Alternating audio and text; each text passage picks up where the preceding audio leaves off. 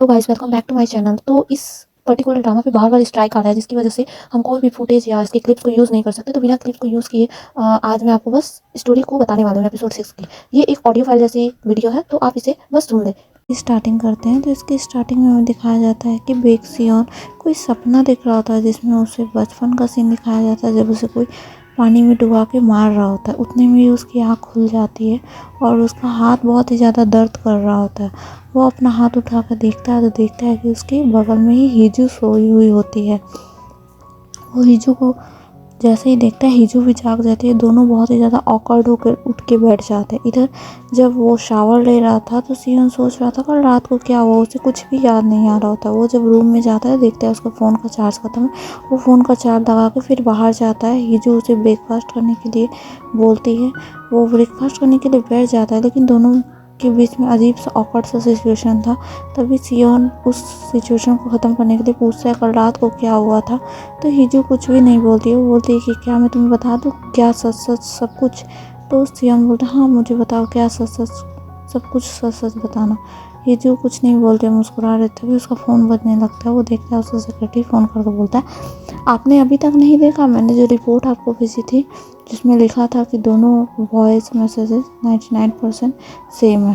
अभी जब सियोन ऑफिस में आता है तो उसका सेक्रेटरी उसे बस समझा रहा होता है कि वो दोनों पर्सन जो फ़ोन पे बात करते हैं और आपको किडनैपर है, वो दोनों अलग अलग पर्सन है। दोनों एक जगह पे नहीं थे, क्योंकि बॉम्ब ब्लास्ट जब हुआ था वो वहाँ पे नहीं था। तभी सियोन को याद आ रहा होता है कैसे उसे क्लूज मिलते रहे थे कि हिजू ही वो ब्लैकमेलर है, लेकिन वो समझ नहीं पाया। वो अपने आप को बहुत ही ज़्यादा समझ रहा होता है कि मैंने आज तक अपने आप को बहुत ही चालाक समझा, लेकिन हिजू तो मुझसे भी ज़्यादा चालाक निकली। तभी वो सोच रहा होता है किस तरह हिजू ने ही उसे अपनी एक पिक्चर भेज कर उसे ब्लैकमेल किया था। उसका तो दुनिया ही हिल जाता है कि आज तक वो जिसे डम समझता रहा वो उससे भी ज़्यादा डम निकला। इधर हिजू जो उसको साइन लैंग्वेज सिखाने के लिए रूम में आती है, तो सियोन कुछ लेटर्स लिख के देता है और उसके साइन लैंग्वेज बोलता है और बोलता है कि मुझे बताओ कि माफ़ी कैसे मांगी जाती है। तो फिर वो हिजू सिखा देते हैं उसे माफ़ी मांगने वाला। वो सियोन भी उसका कॉपी कर लेता है। फिर वो बहुत ही ज़्यादा फ्रस्ट्रेट हो जाता है और वहाँ से उठ के चला जाता है। हिजू को कुछ समझ नहीं पाती है, वो भी उसे देखते ही रह जाती है। तभी उसे मैसेज आता है। फिर वो सियोन बाहर आता है, देख कुछ सोच के चला जाता है। फिर हमें सियोन के डैड का सीन दिखाया जाता है, जहाँ पे उसका सेक्रेटरी उसे बता रहा होता है कि होंगिना वापस आ चुकी है। इधर सियोन की मॉम अपने बेटे के पिक्चर देख रही होती है। तभी उसके डैड आते हैं और उसे बहुत बोलने लगते हैं कि होंगिना वापस आ चुकी है, अब तो हमें क्लेम करना चाहिए कि उसने हमें अपनी दूसरी बेटी को काहे दे दिया। तो उसकी मॉम बोलती है आज आपको याद है आज कौन सा दिन है, आज बहुत खास दिन है। तो उसके डैड बोलते हैं मुझे याद भी नहीं करना, वो बहुत ही बुरा दिन था हमारे लिए, तुम्हें भी वो दिन भूल जाना चाहिए, किसी को भी याद नहीं करना चाहिए, तुम आज तक नहीं भूल पाई हो। तो उसकी माँ रोने लगती है, बोलती मैं कैसे भूल जाऊँ वो दिन, वो मेरे बेटे का बहुत खास दिन था। तभी हम देखते हैं वो मैसेज में होंगिना ही थी जिसने हिजू को एक्वेरियम बुलाया था उसे मिलने के लिए। तब हमें बचपन का सीन दिखाया जाता है जहाँ पे होंगिना की आवाज़ चल जाती है। तो हिजू उसको जाती है तो उसे गिलास फूट जाता है, लेकिन उसे कुछ सुनाई नहीं देता। हिना तो उसे देख के बहुत ही ज़्यादा खुश हो जाती है। वो बोलती है कि आखिरकार तुम आ ही गए, हम लोग बचपन में कैसे एक्वेरियम में आया करते थे मुझे अभी भी याद है। तो हिजू बोलती है, हिजू कुछ भी नहीं बोल रही होती है। तो हिना बोलती है अब तुम बोल सकती हो मेरे सामने। तो हिजू लिख के बोलती है कि क्या तुम्हें पता था कि मुझे बोलना आता है।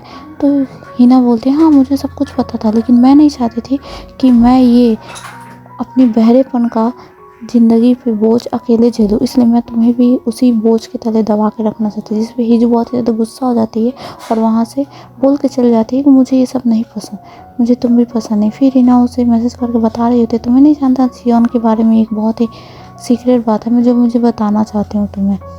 फिर हम देखते हैं हिजू को हिना ने बता दिया होता है किस तरह से सियोन ने उसे शादी के बदले हिजू से शादी करनी चाहिए।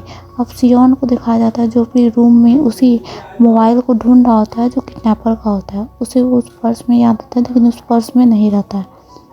जब हिजू रूम में आती है तो वो देखती है कि सियोन कुछ ढूंढ रहा है। वो उसे बोलती है तो सियोन बोलता है मैं अपना फ़ोन ढूंढ रहा हूँ। सियोन वो फ़ोन बजने लगता है दूसरे रूम में। तो सियोन जाने ही वाला होता है कि वो हिजू की एक कपड़े को उठा लेता है और तभी हीजू उसे छीनने लगती है तो वो उसे लेके एक बेड पे गिर जाता है। तभी सियोन को रात का सारा सीन याद आ जाता है। वो हीजू को धक्का देकर बाहर चला जाता है। तभी हीजू फिर वो फ़ोन निकाल कर देखती है कि वो सही सलामत है। जब सियोन बाहर आता है तो बहुत ही ज़्यादा फ्रस्ट्रेट होता है। तभी उसी टाइम फिर से वो किडनैपर बन के हीजू फ़ोन कर देती है। तो सियोन उठा कर बोलता है कि मुझे तुमसे कुछ बोलना है। मैं बोलना चाहता हूँ कि आज तक मैंने हीजू को कुछ नहीं दिया। मैं हीजू को वो सारी चीज़ें देना चाहता हूँ जो वो उसे चाहिए। मैं उसे डिवोर्स तो नहीं दूँगा, लेकिन वो प्यार, विश्वास, अफेक्शन सब कुछ दूँगा। क्योंकि बचपन में मुझे जब बहुत ही ज़्यादा डिप्रेशन था तो मैं जब भी जाता था तो बगल में देखता था कि हीजू हमेशा साइन लैंग्वेज की प्रैक्टिस कर रही है। मैं उसे देख के बहुत ही ज़्यादा आराम महसूस करता था। मैं उसे देख के सांस ले पाता था। वो ही एक लड़की थी जिसने मुझे जीना सिखाया। अब मैं उसकी लाइफ को, वो जो भी चाहती है मैं सब कुछ उसे दूंगा। कभी भी कुछ उसे किसी चीज़ की कमी नहीं होने दूंगा। अगर तुम्हें कुछ पता है कि हीजू क्या चाहती है तो तुम मुझे बता सकते हो। मैं वो सारी चीज़ें उसे देना चाहता हूँ जो आज तक मैंने उसे नहीं दिया। मैं उसे प्यार, वो अधिकार, वो नज़रिया सब कुछ दिखाना चाहता हूँ जो मेरे नज़रिया से मैं उसे देखना चाहता हूँ।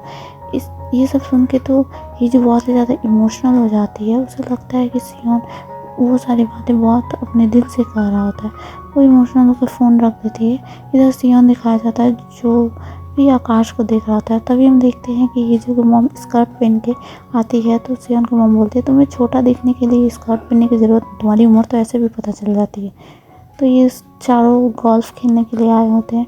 हीजू और सियोन के डैड गोल्फ खेल रहे थे। तभी सियोन के डैड हीजू के डैड से बोलते हैं कि होंगी ना वापस आ चुकी है, तुमने हमें बताया नहीं। तो उसके डैड बोलते हैं हाँ वो वापस आ चुकी है।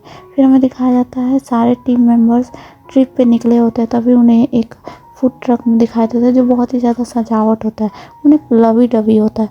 तो वो सारे सोच रहे थे कि ये किसने बनाया। तभी सियोन आता है, बोलता है कि ये फूड ट्रक मैंने ही ऑर्डर किया। सब देख के बहुत ही आश्चर्य होता है कि उसमें हार्ट शेप के बहुत सारे फूड थे। तभी बस का सीन दिखाया जाता है जहाँ हीजू बैठ रही होती, उसके बगल में नया इंटरप्रेट बैठ जाता है और उसे काफ़ी देने लगता है। तभी सियोन वहाँ आ जाता है और बोलता है मुझे पीछे बैठने से उल्टी हो जाती है, मुझे यहाँ सामने ही बैठना है। और उसे उस सीट से भगा देता है और उसकी कॉफ़ी भी फेंक देता है और अपना लाया हुआ हेल्दी जूस हीजू को देता है। तभी हम देखते हैं यूरी और संगू जो कि बच्चों, ऑर्फनेज के बच्चों को देने के लिए स्नैक्स खरीद रहे होते हैं। दोनों एक दूसरे से बात कर रहे थे कि क्या हमारा ये केस कामयाब हो पाएगा, हमारा केस सबको पता चल पाएगा। तो फिर हम देखते हैं ये दोनों ऑर्फनेज पहुंच जाते हैं। सब बच्चों के साथ यूरी खेल रही होती है। सब बच्चे सेंगू की बचपन की तस्वीरें यूरी को दिखाने लगते हैं। वो तो बहुत खुश हो रही थी। तभी सेंगू वहाँ आ जाता है और वो अपने पिक्चर उसको छीन के बोलता है ये अच्छी आदत नहीं है किसी का पिक्चर देखना। तभी वो दोनों एक नन से बात कर रहे होते हैं और उस फोटो में दिखा के बात कर रहे थे कि उस टाइम ऑर्फनेज से 4 बच्चे गायब हुए थे। ये जो बच्चा है ये भी मेरा दोस्त है, ये भी गायब हुआ था। और फिर नन बोलते हैं हाँ हुए तो थे, लेकिन मुझे उनके फैमिली बैकग्राउंड ज़्यादा पता नहीं। तभी वो और एक बच्चा को दिखाता है जो कि ट्विन था उसी बच्चा का, वो भी गायब हुआ था।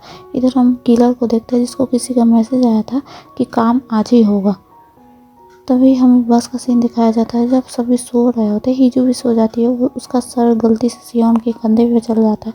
सियोन तो उसे देखने लगता है क्योंकि उसके चेहरे पे धूप आ रहा था। वो खिड़की बंद करने की कोशिश करता है लेकिन नहीं बंद कर पाता है। तो वो अपने हाथ से उसको कवर अप करने लगता है। तभी मिस्टर कांग का फ़ोन बजने लगता है। वो उठ जाते हैं तो हीजू को भी सियोन हटा देता है। वो अपनी पत्नी से बात कर रहा होता है। तभी सियोन उससे पूछता है कि तुम क्या बातें कर रहे हो, तुम ऐसे किस तरह से बात करते हो लवी डवी टाइप की, मुझे भी सिखा देना। तो मिस्टर कांग बोलते हैं कि आप 3 साल से शादीशुदा हैं, आपके बीच कुछ नहीं हुआ क्या, आप अभी भी न्यू मैरिड कपल जैसा बिहेव कर रहे हैं। तो सियोन बोलता है हाँ मुझे कुछ टिप्स चाहिए, मेरी शादी आगे नहीं बढ़ रही इसलिए। तभी हम देखते हैं कि सभी गेम खेलने के लिए रेडी होते हैं। हीजू की टीम में नया इंटरप्रेट जाने लगता है लेकिन सियोन उसे रोक लेता है और बोलता है कि मैं हीजू के साथ टीममेट करूँगा। इतने में ही गेम स्टार्ट हो जाता है। सभी वार्म अप करने लगते हैं। हीजू को सियोन सिखा रहा होता है कि कैसे हमें रोप पे कूदकना चाहिए और वो कूद जाता है लेकिन वो खुद कुछ अच्छा कर नहीं पाता और वापस लौट आता है। फिर वो हीजू को फिर से वो टेक्निक बताने लगते हैं लेकिन हीजू बोलती है मैं पहले जाऊंगी, तुम मुझे बस देखना और उसके बाद मुझे फॉलो करना। हीजू जाती है, वो मज़े से कूदने लगती है। उसे देख के सियोन भी चला जाता है, वो भी मज़े से दोनों हंसते हंसते कूदने लगते हैं, बहुत खुश होते हैं वो दोनों। तभी हमें सेंगो और यूरी को दिखाया जाता है, जो कि पूछ रहे होते हैं क्या तुम्हें लगता है कि वो जुड़वा लड़का अभी भी होगा, हमें उसकी फैमिली के बारे में पता करने होंगे। तभी फिर से हम देखते हैं कि लेग टाइड ऑफ रेस हो रहा था, जिसमें एक टीम तो हार जाता है, लेकिन हीजू और सियोन दोनों जीत जाते हैं। सियोन खुशी के मारे हीजू को गोद में उठाकर घुमाने लगता है। सभी टीममेट देख के हैरान हो जाते हैं। फिर सियोन का मुंह बन जाता है, बोलता है मैं ज़्यादा एक्साइटेड हो गया था। फिर वो पिक्चर मांगता है फर्स्ट प्राइज़ के रूप में, तो पिक्चर खिंचाने में बहुत ही ज़्यादा हेजिटेट हो रहा था। फिर मिस्टर कांग दोनों को हार्ट बनाने के लिए बोलते हैं। वो उसका हाथ बहुत ही कपा रहा था हार्ट बनाने के लिए, लेकिन वो कैसे करके दोनों हार्ट बनाते हैं, खुशी खुशी एक पिक्चर क्लिक करवा लेते हैं। फिर सब हाइकिंग के लिए निकल जाते हैं। सब बोल रहे होते हैं कि हीजू और सियोन को कितनी ताकत है, वो दोनों कितने जल्दी चल रहे। फिर सभी बोलते हैं उनकी केमिस्ट्री बहुत अच्छी है। तो मिस्टर कांग बोलते हैं ऐसी बातें मत करो, मिस्टर सियोन अभी शादीशुदा है, ऐसी बातें मत करो। फिर वो सब आगे बढ़ने लगते थे। हीजू ऊपर चढ़ रही होती है, तभी सियोन उसे अपना हाथ पकड़ा के ऊपर चढ़ाता है, क्योंकि बहुत ज़्यादा ऊंचाई थी। सियोन देखता है कि हीजू के पास कोई भी मोटा कपड़ा नहीं है, तो वो अपनी जैकेट खोलकर उसके कमर में बांध देता है, क्योंकि ज़्यादा ठंड थी ना। फिर सब आने लगते हैं। हीजू और सियोन सबसे पहले ऊपर पहुंच जाते हैं। वहाँ का साइड बहुत देखने लायक था। तभी मिस्टर कांग सबको सजेस्ट करते हैं कि हमें वहाँ एक पिक्चर क्लिक करना चाहिए। सभी एक साथ खड़े हो जाते हैं पिक्चर क्लिक करवाने के लिए। जब मिस्टर कांग पिक्चर क्लिक ही करने वाले थे कि वहाँ पे कुछ टूरिस्ट गाइड आ जाते हैं, जो कि बोलने लगते हैं ये बेक सियोन है ना, मुझे भी इसके साथ पिक्चर खिंचवानी है। ऐसा कहकर सब ठेला ठेली करने लगते हैं कि हीजू वहाँ पे गिर जाती है।